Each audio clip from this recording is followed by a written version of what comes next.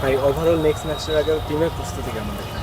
না, প্রস্তুতি তো ভালো ছিল, তবে ধরেন আমরা দুটো ম্যাচ হেরেছি 4টার মধ্যে। সো ওইখানে একটু আমরা কিছু জায়গা আছে যেগুলো আমাদের খুবই কনসার্নের জায়গা। সো ওগুলো নিয়ে আমাদের কাজ হয়েছে ব্যাটিংয়ে, বোলিংয়ে। সো এবং টিম মিটিংয়েও ওগুলো নিয়ে আলোচনা হয়েছে আমাদের। সো আই হোপ যে আমরা ভালো একটা কামব্যাক করতে পারবো।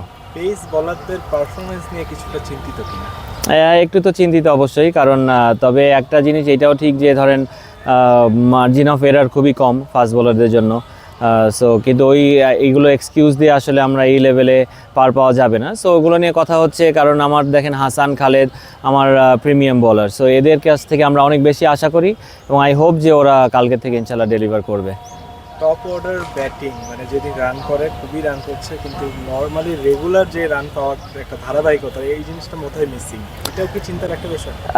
চিন্তার তো অবশ্যই বিষয়, কারণ আমার টিমে যারা আছে আপনি যেই নামগুলোই দেখেন না কেন তারা কিন্তু রেগুলারলি পারফর্ম করে প্রিমিয়ার লিগে এবং যেখানেই খেলে না কেন।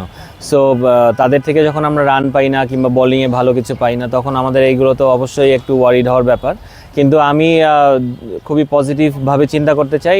ধরেন নাইম ভালো রানে আছে আল্লাহর রহমতে, সাব্বির রান করেছে, সবাই রান করেছে। হ্যাঁ, আমি জাকির ধরেন কার কি রোল এই জিনিসগুলো বুঝিয়ে দেওয়া হয়েছে। এখন আই হোপ যে ওরা এই জায়গাগুলো থেকে ওদের নিজের থেকেও অনেক কিছু আসতে হবে এবং আমি আশা করি ওরা এখান থেকে স্ট্রংলি কামব্যাক করবে। কালকে যে দলের এগেইনস্টে খেলা ওরা লাস্ট 2 ম্যাচেই জিতছে।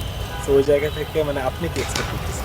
দেখেন, আমি অপোনেন্ট থেকে বেশি আমার নিজের টিমকে নিয়ে আমি চিন্তা করি, কারণ হ্যাঁ অপোনেন্টের থেকে তো ওদেরকে নিয়ে আমার প্ল্যানিং থাকেই, প্রত্যেকটা অপোনেন্টকে নিয়ে ডিফারেন্ট প্ল্যান থাকে।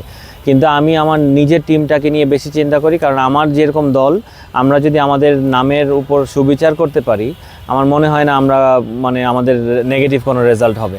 সো আমরা যদি আমাদেরকে নিয়ে চিন্তা করি এবং আমরা যদি ভালো পারফর্ম করতে পারি, আপনি রেগুলার তো সবাই পারফর্ম করবে না, যখন যার দায়িত্ব হবে, যখন যে সেট হয়ে যাবে সে যেন ইনিংসটাকে লম্বা করে, কিংবা আজকে আমি অ্যাজ এ বলার আমার দিন, আমি যেন ওই দিনটাকে আমি পুরোপুরি আমারই বানিয়ে ফেলি।